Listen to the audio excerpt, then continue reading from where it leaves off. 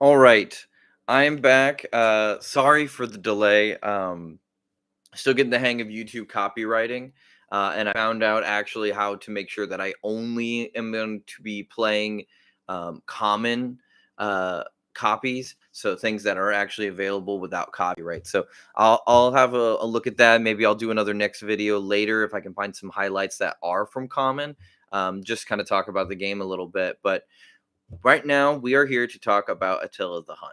So, I have two videos to show you guys. I have the story of Attila the Hun, the Scourge of God, as well as the barbarian warlord who terrorized the Roman Empire.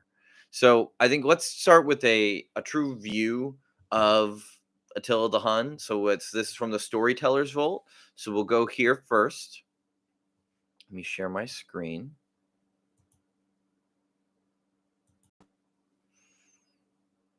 The Hun, Scourge of God. Attila the Hun, one of the most feared conquerors in history, was born around 406 AD into a nomadic people known for their fierce warrior culture.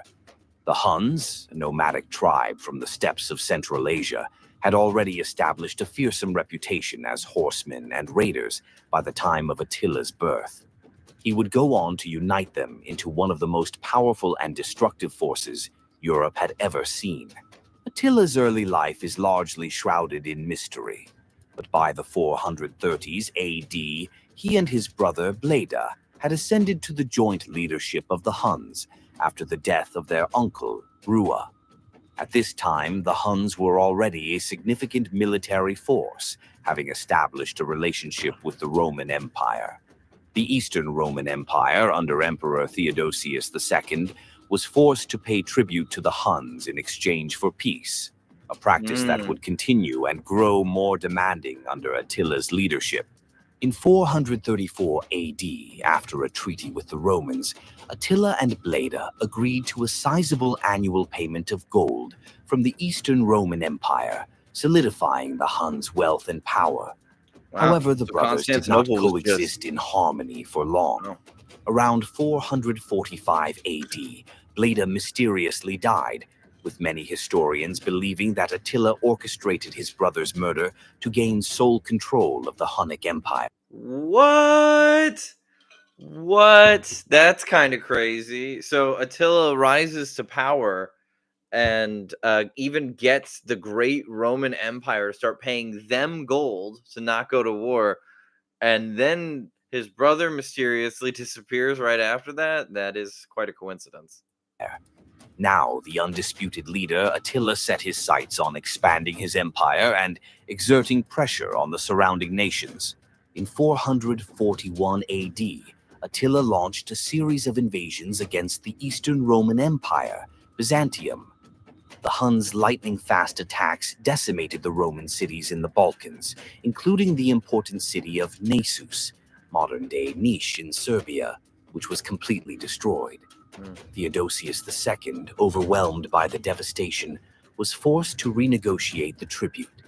The new agreement saw the tribute doubled to 2,100 pounds of gold annually, a humiliating concession for the once proud Roman Empire. But this was just the beginning. Wow. Attila's ambitions grew, and he continued to push deeper into Roman territory. In 447 AD, he led a massive assault that brought the Eastern Empire to its knees. The Huns stormed through the Balkans, reaching as far south as Thermopylae in Greece. The destruction left much of the Roman infrastructure in ruins, and Theodosius II was again forced to negotiate peace, agreeing to yet another increase in the tribute. By now, Attila had established himself as a master of psychological warfare, using fear and destruction to bend one of the world's most powerful empires to his will. While the Eastern Roman Empire continued to pay tribute, Attila's gaze shifted toward the west. In 450 AD, a new opportunity for expansion arose. Honoria, the sister of the Western Roman Emperor Valentinian III, sent a plea for help to Attila, accompanied by her engagement ring. Honoria had been promised in marriage to a Roman senator against her will and sought Attila's aid to escape this fate. Attila took her plea as a proposal for marriage and demanded half of the Western Roman Empire as her dowry. Valentinian III naturally rejected this claim, but Attila used it as a pretext for war. In 451 AD, Attila marched his forces into Gaul, a territory controlled by the Western Roman Empire. His army, made up of not only Huns, Gaul is modern day France, for anybody that doesn't know. That's what he's talking about when he marched into Gaul. but also subjugated Germanic tribes such as the Ostrogoths, Gepids, and Alans, swept through the region, laying waste to towns and cities. The Western Roman general Flavius Aetius, recognizing the threat posed by Attila, formed an alliance with the Visigoths, led by King Theodoric Thurs, to repel the Huns. In June 451 AD, the two armies met on the Catalonian plains, also known as the Battle of Chalons, in one of the bloodiest and most decisive battles of the ancient world. The exact details of the battle are unclear, but it is known that both sides suffered immense casualties. The battle ended in a strategic stalemate, but it was the first time that Attila's advance had been halted. Though not a decisive defeat for the Huns, the coalition of Romans and Visigoths had succeeded in preventing Attila from conquering Gaul. Theodoric III was killed during the fighting, and Attila, realizing the heavy losses on both sides, withdrew his forces. This battle marked a turning point in Attila's campaigns, showing that even the mighty Huns could be checked under the right circumstances. Undeterred by the setback in Gaul, Attila turned his attention to Italy in 452 AD. His army crossed the Alps and began a campaign of terror, sacking and burning cities along the way. One of the most notable targets was Aquileia, a key Roman city, which was completely destroyed. The destruction was so thorough that, according to legend, it was said to have been impossible to find any trace of the city afterward. Attila's rampage spread fear throughout the Roman Empire, and as he approached Rome, panic gripped the populace. The Western Roman Emperor, Valentinian III, fled, but in a surprising turn of events, Pope Leo I traveled north to meet Attila in person. The meeting between the Pope and Attila remains shrouded in legend. It is said that Leo, in a calm and dignified manner, convinced Attila to spare Rome. Some accounts suggest that Attila was moved by a vision of saints or by divine intervention, while others propose that Attila was simply worn out from the campaign and agreed to peace in exchange for more tribute. Regardless of the reason, Attila withdrew his forces, sparing the city from destruction. Rome was saved, and Pope Leo's influence grew as a result. Shortly after his retreat from Italy, in 453 AD, Attila unexpectedly died. His death occurred on the night of his wedding to a young bride named Ildiko. The circumstances of his death remain mysterious. Some accounts suggest he suffered a fatal nosebleed after excessive drinking, choking on his own blood in his sleep. Others hint at foul play, possibly an assassination by his new wife or members of his court. Regardless of the cause, Attila's death marked the end of an era. His funeral was as grand as his life had been. Attila's body was placed in 3 coffins, one of gold, one of silver, and one of iron, symbolizing his power and wealth. According to legend, the river where he was buried was temporarily diverted, and after his burial, the river was returned to its course to conceal his grave forever. The slaves who carried out the burial were killed to ensure the location of his final resting place remained a secret. Without Attila's leadership, the Hunnic Empire quickly unraveled. His sons, who inherited his vast domain, fought among themselves for power, weakening the unity that Attila had worked so hard to establish. Within a few years, the subject peoples, including the Ostrogoths and Gepids, rebelled against the Huns. The empire fractured, and by the end of the 5th century, the Huns had faded into obscurity. Attila's legacy endures as one of history's most feared and legendary conquerors. Known as the Scourge of God, he terrorized both the Eastern and Western Roman empires, bringing them to their knees and extracting enormous tributes. His reputation as a ruthless, cunning, and relentless leader spread far and wide, and his name became synonymous with destruction and terror.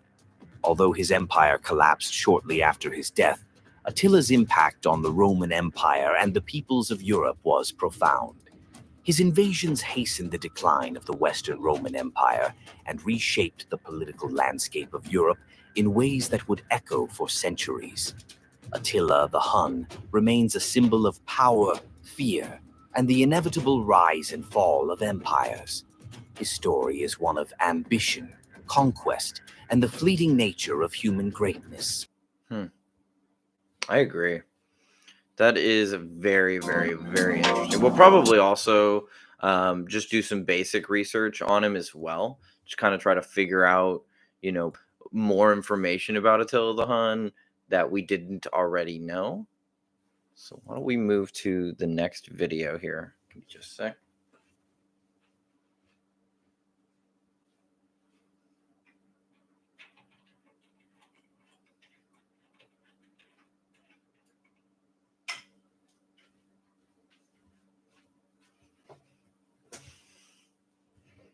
All right.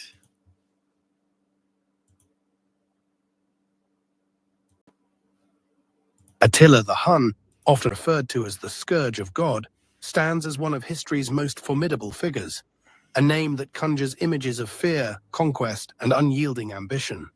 His life and reign, spanning the early to mid-5th century, were marked by a series of significant events that not only shaped his legacy, but also influenced the course of European history. Born around 406 AD, Attila emerged from the steppes of Central Asia, where the Huns, a nomadic warrior society, had begun to consolidate their power. This narrative seeks to explore the pivotal moments that defined Attila's life, his rise to power, and the lasting impact of his reign. The Huns, under Attila's leadership, were a fierce and mobile force. They were known for their exceptional horsemanship and archery skills, which allowed them to execute rapid raids and retreats. Attila was born into a world of tribal alliances and conflicts, a landscape where strength and cunning dictated survival. His early life was characterized by the tumultuous politics of the Hunnic tribes, where he was shaped by both his family and the broader conflicts of the time. Attila was the son of Mundzuk, a nobleman of the Huns, and from a young age, he was immersed in the traditions and warrior culture of his people. Attila's rise to power began in earnest after the death of his uncle, Rugila, who had been the leader of the Huns. In a strategic move, Attila formed a partnership with his brother Bleda, and together they ruled the Hunnic Empire. This was a critical period, as the brothers sought to consolidate their power and expand their territory. Their reign saw the Huns launch a series of devastating raids into the Eastern Roman Empire, which was already weakened by internal strife and external pressures. The Huns' incursions into Roman territory were not merely acts of aggression, they were calculated moves that aimed to exploit the vulnerabilities of a faltering empire. One of the most significant events during Attila's early reign was the Battle of the Catalaunian Plains in 451 AD. This battle marked a turning point in the conflict between the Huns and the Roman Empire, particularly the Western Roman forces led by General Flavius Aetius. The Romans, allied with Visigothic forces, aimed to halt Attila's advance into Gaul. The battle was fierce and bloody, with both sides suffering heavy casualties. While Attila did not achieve a decisive victory, his ability to rally his troops and maintain his reputation as a formidable leader was evident. The aftermath of the battle demonstrated the resilience of the Hunnic forces, and though they retreated, Attila's reputation as a conqueror only grew. In the wake of the Catalaunian Plains, Attila turned his attention to the Eastern Roman Empire, seeking to assert his dominance and extract tribute. In 447 AD, he launched a campaign into the Balkans, where he laid waste to cities and towns, leaving a trail of destruction in his wake. His tactics were ruthless, and he employed psychological warfare, using fear as a weapon to demoralize his enemies. The Eastern Roman Emperor, Theodosius II, was forced to negotiate, and Attila's demands were met with a substantial tribute, further solidifying his power and influence. Attila's campaigns were not solely about conquest. They were also about establishing a legacy. He understood the importance of creating a narrative around his rule. In 452 AD, he invaded Italy, a bold move that would cement his reputation as one of history's great conquerors. The invasion was marked by a series of swift attacks on cities, including the sacking of Aquileia, which was described as one of the most brutal events of his campaigns. The destruction of Aquileia sent shockwaves throughout the region, and the tales of Hunnic ferocity spread like wildfire. However, Attila's ambitions were met with unexpected challenges. As he advanced deeper into Italy, he faced a coalition of forces, including the Romans and their allies, who were determined to halt his progress. The Roman leadership, recognizing the existential threat posed by Attila, sought to negotiate peace. It was during these negotiations that one of the most notable figures in Roman history, Pope Leo I, emerged. The Pope met Attila in a dramatic encounter, where he is said to have persuaded the Hun leader to withdraw from Italy. This event has been romanticized in history, portraying Leo as a heroic figure who saved Rome from destruction. We're going to look into this. We're Whether going to try the to figure Pope's out intervention what was the sole exactly reason for happened here. Attila's retreat remains a subject of debate, but it undeniably added to the mystique surrounding both Attila and the papacy. I'm curious about this. I really want to take a look at this. So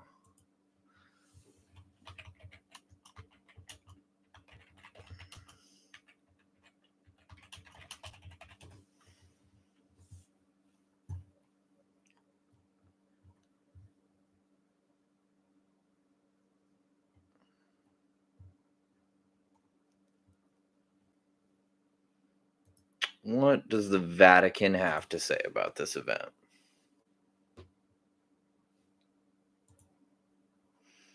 Why don't we take a look at what the Vatican has to say about this event?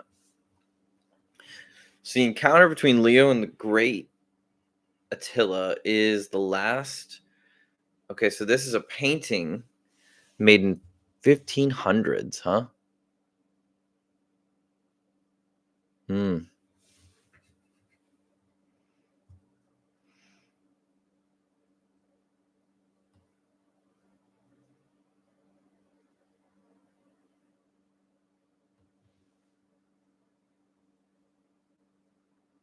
So the Vatican propaganda is saying that Leo had Peter and Paul as archangels appearing on his shoulders with swords when he approached Attila in 452 AD, and that caused the king of the Huns to be, I guess, afraid, is what they're trying to imply. Hmm. Well, that's certainly a take on it, isn't it? That is certainly a take on it.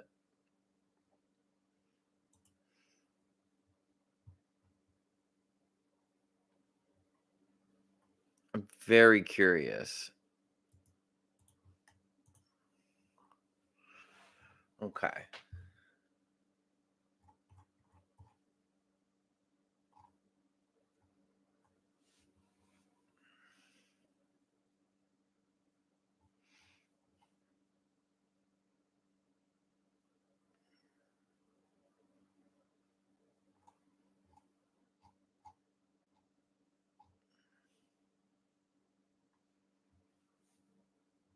Okay, so this one actually has some sourcing. So why don't we hop over to this one?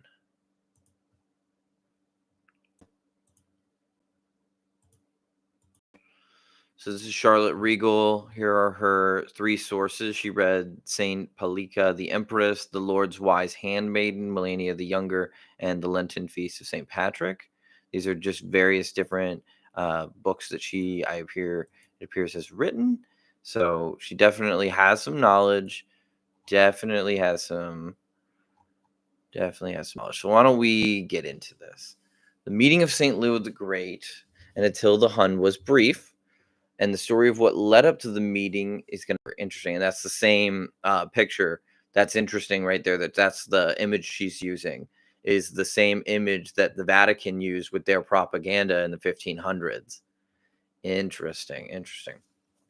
So in the year 450, Honoria, the older sister of Valentinian the Third, Emperor of the Western Roman Empire, was frustrated. Her brother, the emperor, had decreed that she could never marry and must remain forever celibate. He was worried that if she had sons, they might try to take the throne from him, which was not an unreasonable thing to worry a Roman emperor. I would agree with that. She wasn't inclined to celibacy, and she was caught in an affair with a chamberlain. Emperor Valentinian had to deal with the scandal. His first thought was to send her to a convent in Constantinople, but either they refused to take her or she refused to go. So he decided to marry her off to a senator named Bessus Herculaneus. So that's interesting. They didn't really touch on that in the previous video. So that's actually very, very interesting that so what really led to her getting betrothed to the senator she didn't want to get betrothed to was the emperor not letting her have a relationship with anybody and then having a very scandalous affair. Man, okay. She thought he was lacking in ambition and was he thought he was lacking in ambition was a safe choice. That makes sense why he would choose him.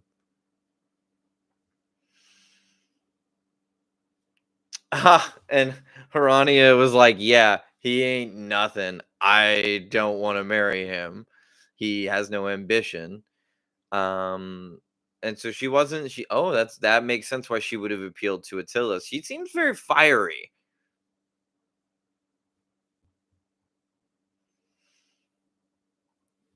Asked him to rescue her from this unwanted marriage and including with it a ring. He replied that he would be happy to marry with half the kingdom as the dowry. So crazy.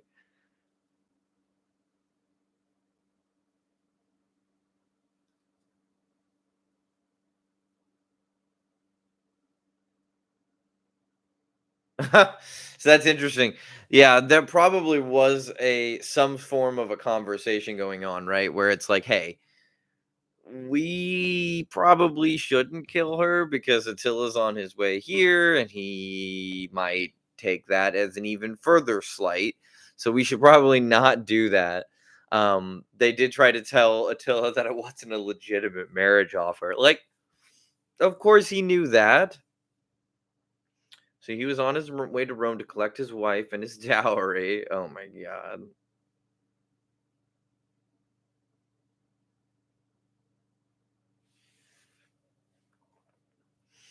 So this is where Pope Leo comes in. So he's burning and looting and pillaging and on his way there.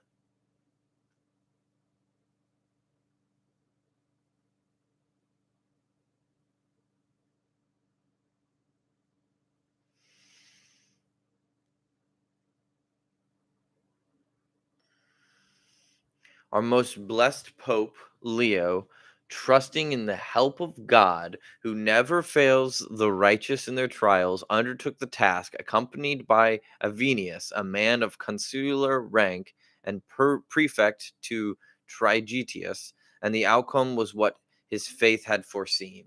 For when the king had received the embassy, he was so impressed by the presence of the high priest that he ordered his army to give up warfare, and after he had promised peace, he departed beyond the Dunab. Duanab? I don't know how to say that. A later writer suggested it wasn't so much Pope's presence that persuaded Attila, but a vision of St. Peter and Paul threatening to kill him if he didn't go. Others have suggested that his army was afflicted by a plague and food shortages, and he was looking for a good excuse to turn away. That is hilarious. There it is. There it is. Now we're starting to get somewhere. Okay, we'll have to look into that. So that what is this plague? Maybe we'll have to look into that. What is this plague that would have happened? Whatever it was, the people of Rome believed that Attila left because of the Pope, because of the power of his holiness. And while today we consider him a saint because of his theological writings, which laid the foundation for the Council of Chalcedon, he was acclaimed a saint because he was willing to risk his life to save his people. O glorious Leo, when you rose to the bishop's throne, you shut the lion's mouth with the true doctrine of the Holy Trinity. You enlightened your flock with the knowledge of God. Therefore, you are glorified, O seer of things divine. So they really like elevated him to a whole level. So let's see, what plague was around Rome in 450 AD? Malaria. Looks like malaria would have been found in Roman DNA going back to 450. Interesting.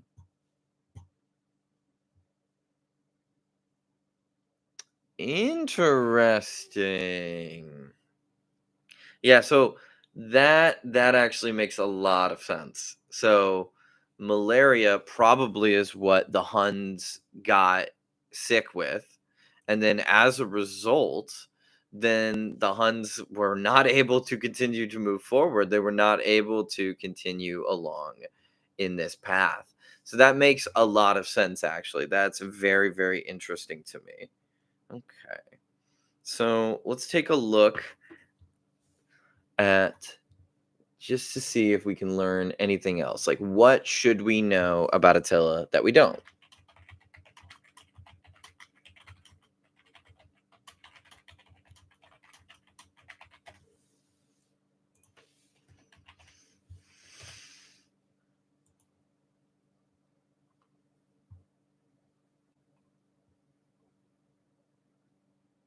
You know, I'm going to agree with that. I'm going to agree with it. We're going to look at History Channel real quick, but I'm going to agree with immediately kind of that conclusion that Gemini, that Google AI is making, because I would actually really agree with that. That this is not, this man does not seem to me like a barbarian. This doesn't seem like what the Romans would have called a barbarian. This man seems intelligent. He seems like a good communicator, a good negotiator. I would actually, I think, conniving might be the right term. Like very clever. I'm getting very the vibes that he's just very, very clever. His upbringing was privileged. Look at that. This is from History Channel right here. That is very interesting. So that kind of goes along with what we're saying. Like the Romans would really have you believe that Attila the Hun was really like a dirty barbarian, but he was a very educated man, clearly coming from a powerful oh, it's the Danby. I know how to pronounce that word. It's the Danby River. It's weird that once the river was after it, my brain was like, "Oh, I know that." Mm.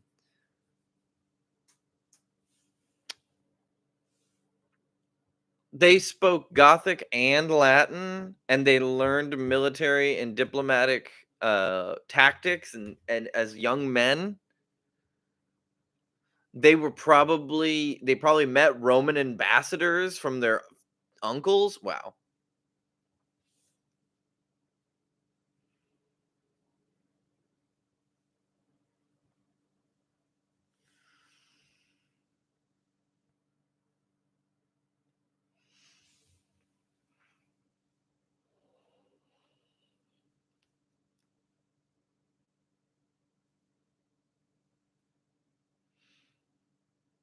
So that's very interesting because in my opinion, when people write things like this paragraph in history, they're saying the quiet part.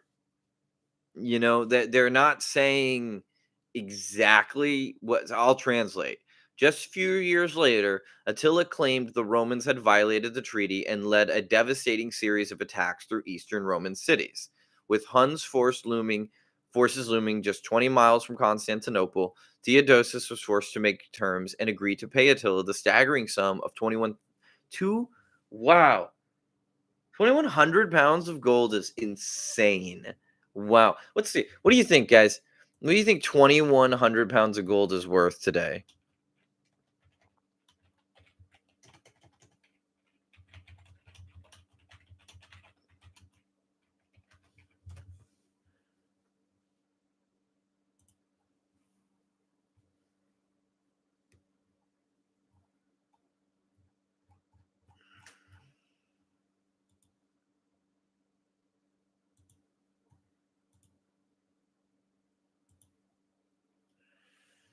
Oh my. Oh my. This is This is about to be crazy big. Oh my.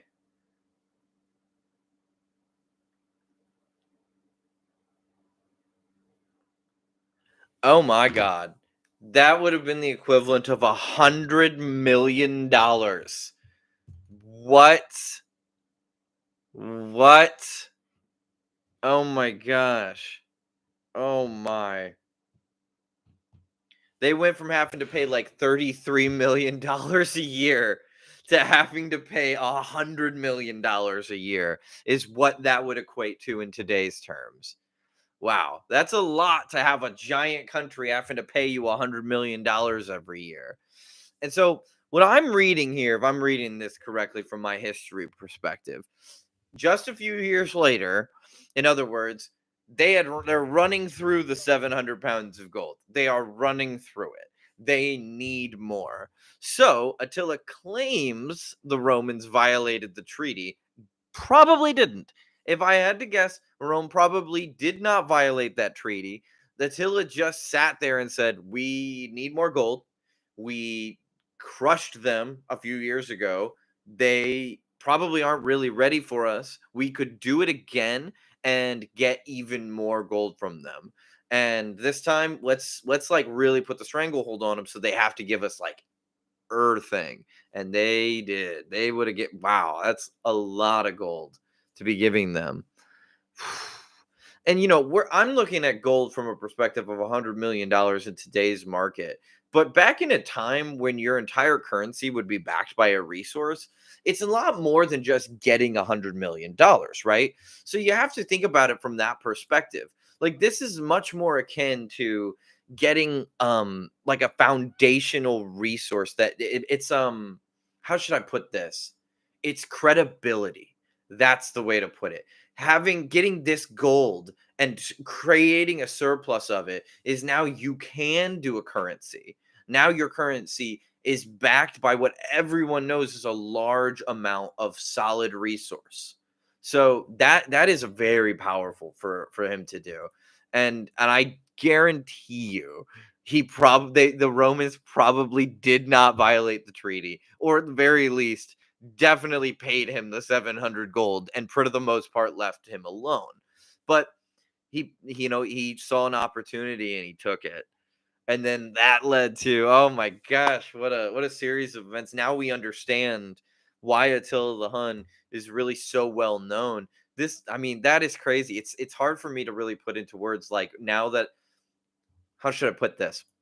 So this is what you find in history all the time. You've heard of Attila the Hun.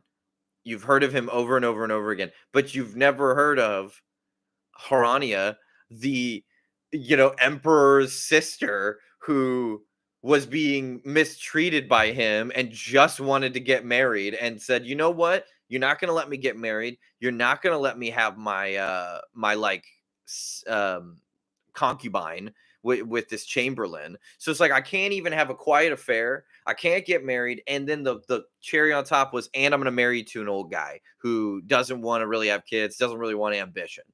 I'm not worried about you being married to him." And she said, "Enough's enough. I'm bringing Attila here. I'm gonna send him a ring and tell him, hey, come on to Rome. I'll be your queen. You can be the new emperor." And I bet that certainly changed the tune of a lot of different things. So very, very interesting. You don't often hear about the women in history that had a huge impact, but it's another thing. Once you really start looking into it, you'll find a few lines here and there, and you'll realize she was a huge part of the story, a huge part of Attila the Hun's story. But we didn't know about her until today. It's number 3. He killed his own brother to grab absolute power. See, that's what I thought. They were making it seem like that wasn't really known, but like, come on, he totally did. Maybe he didn't like do it himself, but he definitely implied it. Like, somebody should probably take him out. That's just how history is. You can almost guarantee when there is power up for grabs and two people have it, one of those two people is going to die, and it's going to be the one that probably is less ambitious and less willing to do the brutal thing. It's just the way it is. So let's read this. After the peace treaty was concluded in 443, the Huns returned to the Great Hungarian Plains. Ooh, I've not heard it referred to that. You know what? Hold on. I want to I want to look up a picture of the Great Hungarian Plains.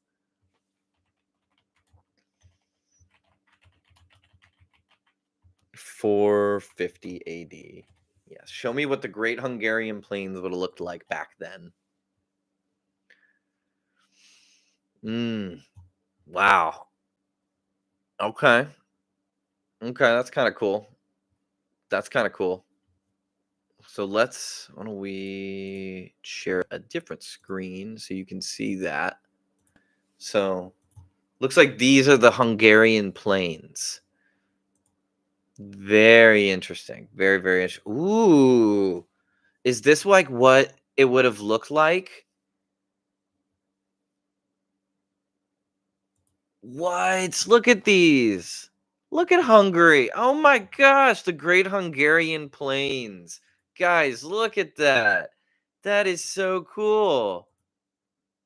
Oh, whoa, whoa. You got to look at this one, guys. You got to look at this one. Super cool, super cool.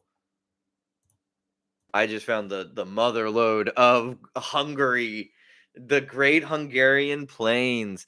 Wow, this is interesting. Oh my gosh. Well, that would make so much sense why they have those horns on their helmets all the time. This must be like a Hungarian ox or something. Bukak? Bukak? Is that a place or the animal? Bukak? Well, we're about to find out. That is a village. That is a village that has these animals, and it's located in the southern Great Plain region. Oh, wow. It has its own coat of arms and everything. How fascinating. Look at this stuff. Wow.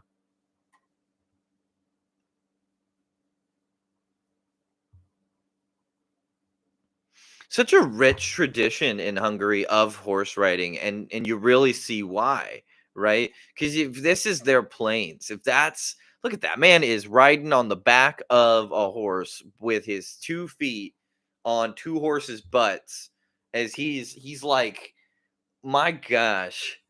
Okay. Wow. And that sure puts it in perspective when you think of like Genghis Khan and everybody was like, oh my God, they're shooting arrows off the back of horses. This is crazy. And then over here in Hungary, they're riding on the back of two horses. Oh my gosh. That's crazy. Oh my gosh. Yeah, so you'd have like a Roman centurion kind of riding up in his in oh, I forget what those were called. Chariot, riding up in his chariot. And then you got this guy riding back to you. Oh my gosh. Oh, that is cool. That is cool. The more you know, the more you learn, right? All right. So why don't we get back to the things we didn't know about Attila the Hun. So I got distracted by Great Hungarian Plain. Super cool. Roman sources are hazy about what happened, but it took several years for them to really like hear about it. Interesting. Interesting. So Attila decided to challenge Bleda for sole power of the empire. What? Oh, well, this is coming from a Roman writer, so I don't even know if I believe this because they lied all the time. Like the Roman historians were like telenovela writers, like they would dramatize everything. So really take all this with a grain of salt. He says he has a reliable Roman account of the Huns. Okay, yeah. He was assassinated as a result of the plots of his brother. Well, that certainly doesn't ring the same as a challenge. So I'm really curious what they mean by challenged Bleda.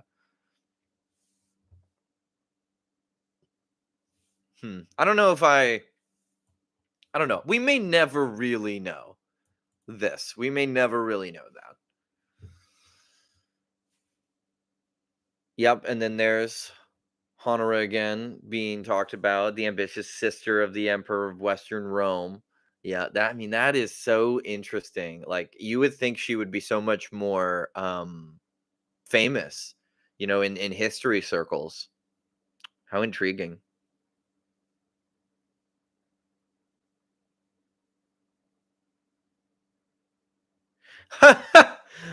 Hanara claimed that she didn't intend for it to be a proposal to Attila. She just wanted him to come rescue her. That just screams, I have to lie to you, but like, yeah, I definitely sent him a ring too. Like, I definitely wanted him to come thinking he was gonna become the emperor and marry royal blood.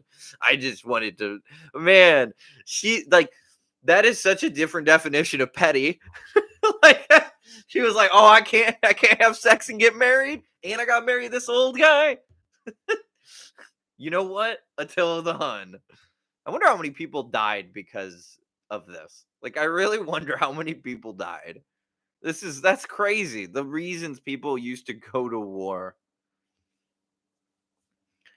Yeah, and we learned about that just earlier today that he only lost like one time, which is crazy.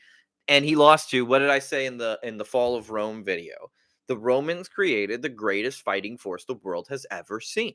We still felt echoes of that in World War One and Two. The Germans, the Visigoths were the ones that were finally able to defeat him. Like, that makes so much sense to me. And yeah, I know that it's like Roman and Visigoth at that point, but I mean, let's be for real here. Like, it was the Visigoths. The Romans were falling behind in their military at that point. You had these Germans that were big, strong, smart, and they had been trained by the best strategists the world had ever had at that point.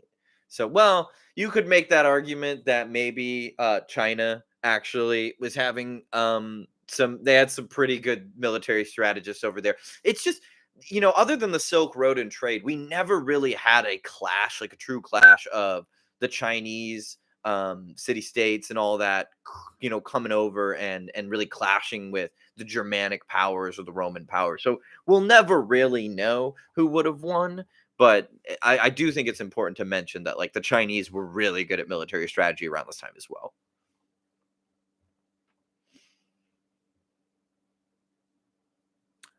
How do we know that? So it says, despite his legendary lust for gold, Attila himself lived modestly and humbly.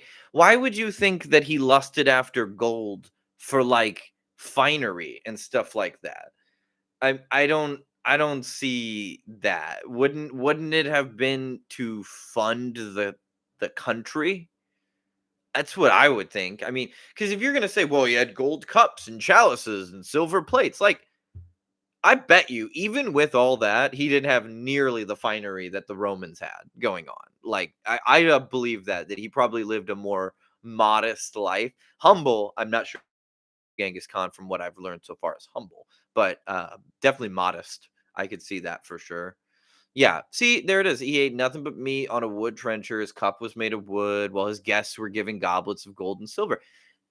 That just makes so much sense to me. That is exactly what I'm seeing here from Attila the Hun. I'm seeing somebody who's born in a small country that has strong tradition, lots of horses and oxes. Really, they love that energy, and they just wanted security and safety. They were afraid of the Roman Empire probably more than the Roman Empire was afraid of them, and they used that fear.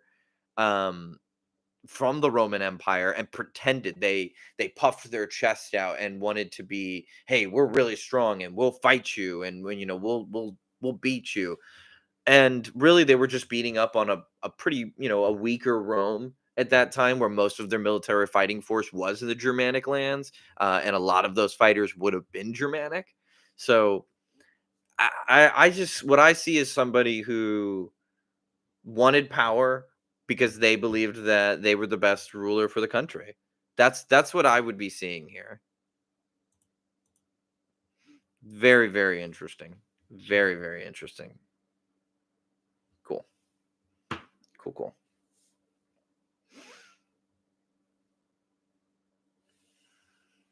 He died horribly and mysteriously on his wedding night. Okay, now I have not heard this yet. Now this is gonna be interesting. So, though gruesome, Attila's death was not the fate you might have predicted for a great warrior and military leader. Even while pursuing his claim on Honora, he decided to take yet another wife, a beautiful young woman named Alidico. I'm not sure how to pronounce that. They married in 453, just as Attila was preparing another attack on Eastern Roman Empire and its new emperor, Marcian. During the wedding at Attila's palace, the groom feasted and drank late into the night. The next morning, after the king failed to appear, his guards broke down the door of the bridal chamber and found Attila dead, with a weeping, hysterical Illidico at his bedside. No wound could be found, and it appeared that Attila had suffered a bad nosebleed while lying in a stupor and choked to death on his own blood. I guarantee you that's not why he died. Some suggested that Illidico played a part in his death, or that he fell victim to a conspiracy engineered by Marcon. No, I highly doubt that. I bet he had a heart attack. I bet he had a heart attack or something. I mean, you binge alcohol's poison. It's what it is. Like I love alcohol too, and I like to drink it as well. But if you drink too much of it, a lot of people don't realize in today's day and age that if you got so drunk, you actually can get to a point where you can't ingest liquids anymore. And in an ancient time where you can't put an IV in, you're going to die. There's nothing they can do. You are so dehydrated, you cannot rehydrate. You just die. And there are so many people that take for granted, the charcoal in the stomach and the IVs that we can do, the things we can do to save people from alcohol poisoning. But back in the ancient times, if you drank too much alcohol and you weren't smart about it, you just straight up died from that. You just straight up died. Now, it is very important to mention that the alcohol content levels of what we drink today is probably not the same as what people were drinking back in the day. But if that's all he drank all night, didn't eat very much, and kept drinking and kept drinking and kept drinking, I think it's very possible he could have died from alcohol poisoning, or he could have went into cardiac arrest. There's so many different things that could have happened to him for him to die. I highly doubt he drowned on his own blood, but you never know. That is really sad. That's really sad. You see a lot of that in history, that men of great accomplishment are often men of greed. They're often men of gluttony. Ambition tends to go hand in hand with some of the deadly sins. So it's something to keep your eyes out when we're looking through more history in the future. Yes, and we learn about this too in those two videos we watched earlier. So we know that he was sent down a river. They changed the course of the river artificially, sent him down it, and then reset the river back. So no one knows where he was downriver or where it all stopped. Interesting. So let's read what they have to say. The army grieved the loss of their leader, smearing their faces with blood and riding their horses in circles around the tent holding his body. That night, his body was encased in 3 coffins, 1 gold, 1 silver, 1 iron, and buried in a tomb filled with weapons his defeated enemies, along with jewels and other treasures. A legend has it a river was diverted so that Attila could be buried in its bed, and the water were then released to flow over the grave. The servants who buried Attila were subsequently killed to prevent them from revealing his final resting place. The location of the burial site, believed to be somewhere in Hungary, remains unknown to this day. That is crazy. So there is an iron coffin, which inside of it has a silver, and inside of that has a gold coffin, which inside of that has Attila the Hun with jewels and the weapons of his defeated enemies. That is buried somewhere deep in the ground in Hungary. Wow. Super cool. Super, super cool. Man, history is wild. Wild. Someday they're gonna find that. I mean, I know that Italy has been trying to make a subway system for a while uh in Rome.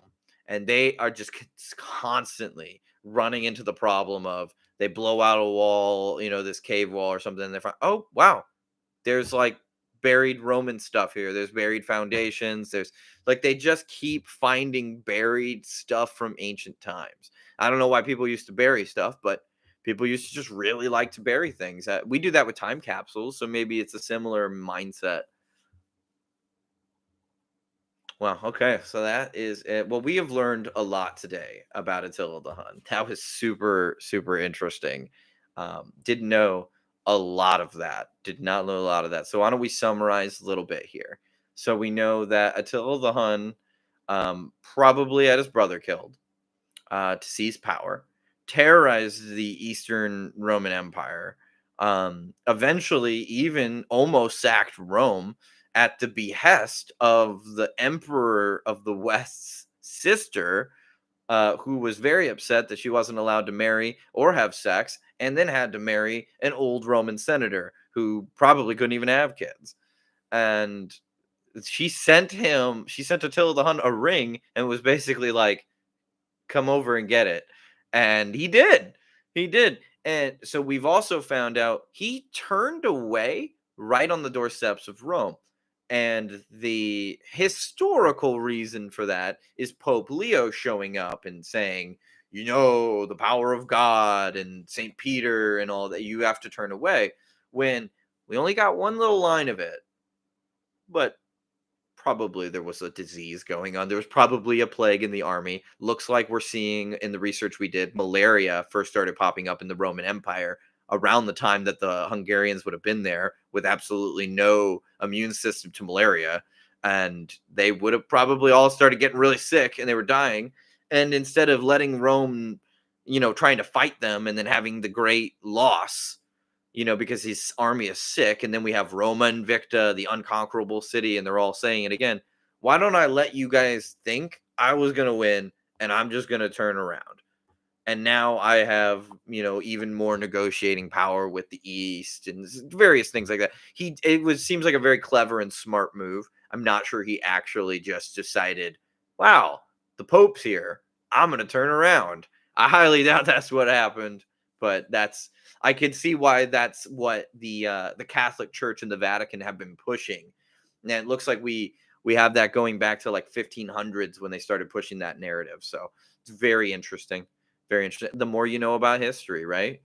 And then in the all of it all comes down to on his way back, still kind of like wanting to marry Honoria. That's still kind of up in the air, although he chose not to sack Rome. He's coming back, and his plan was to go get healthy again, get his strength back, and then attack the East again, which is the stronger point of the empire. So sort of he flexed on Rome and then was going to go back to fight the real fight, which is very interesting. And then on his way back, he decided, I'm going to marry somebody else. Probably was like one of those, I can marry many, many different people. That's certainly not an uncommon thought process back in the day, unless you're talking about like, the chivalric periods and different things like that. People tended to have concubines. Dune covers this very well.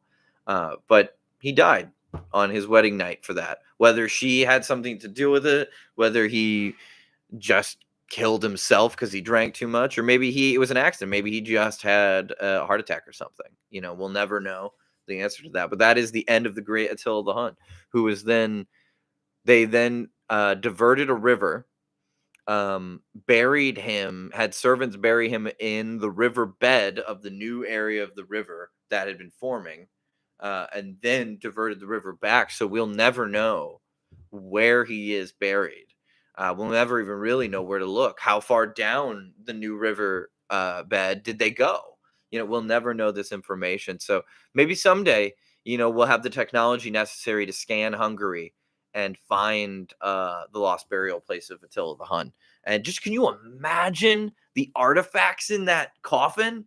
Oh my God, can you imagine the coffins themselves as artifacts? Like, man, that would go around the world.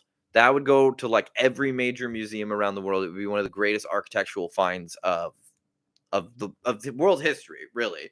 It would be really, really cool if they could find the burial place of Attila the Hun. Anyway, I think that's going to be it for this episode. So we've learned some really good information, and I will let you guys know if I'm going to be doing another one. But thank you to everybody who tuned in, and I really appreciate it. This is Gentleman Critics. I hope you have a great rest of your day.